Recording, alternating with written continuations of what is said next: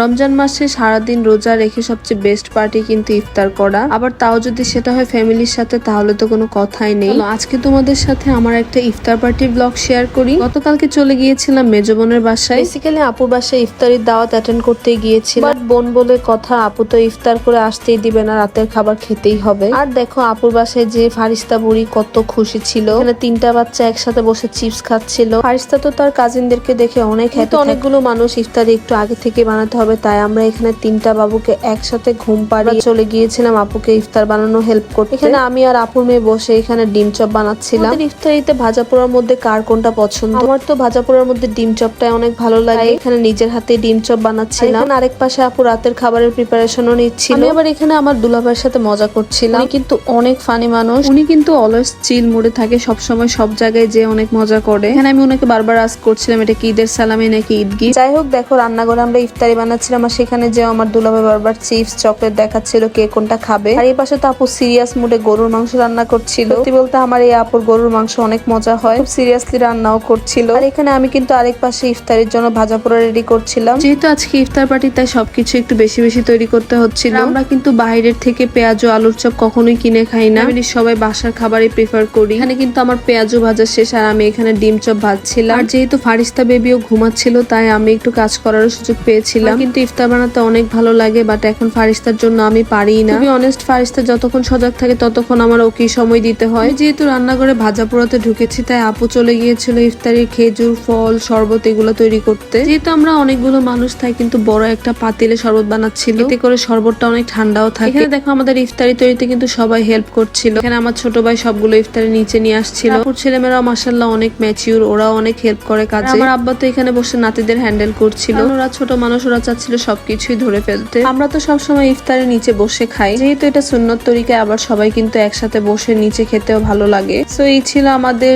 ইফতারির সবকিছু। আমরা কিন্তু টাইমলি সবকিছু রেডি করেছিলাম। এই ইফতার পার্টিতে কিন্তু ফারিস্তা বাবা জয়েন হতে পারেনি, কারণ ফারিস্তা বাবা চলে গিয়েছিল তার বোনের বাসায় আর আমি চলে গিয়েছিলাম আমার বোনের বাসায়। তারপরে এই তো এখানে আজান দিয়ে দিয়েছে, আমরা সবাই খাবারও স্টার্ট করে দিয়েছিলাম। সবাই তো আমরা একসাথে বসে এখানে ইফতারি খাচ্ছিলাম আর এখানে টিভিতে নিউজ দেখছিলাম। সবাই মিলে ইফতারি খাওয়ার মজাই কিন্তু একটা অন্যরকম। এখানে আবার ইফতারি খাওয়া শেষে দেখো কারিব কি করছে। সে তো ছোটবেলা থেকে কোক লাভার, সে তো কোক আর মজা এত পছন্দ করে, এত বড় বোতল নিয়ে সবার সামনে এসে খাচ্ছিল। তারই খাওয়া দেখে কিন্তু এই দুই পিচ্ছির মাথা নষ্ট হয়ে যাচ্ছিল।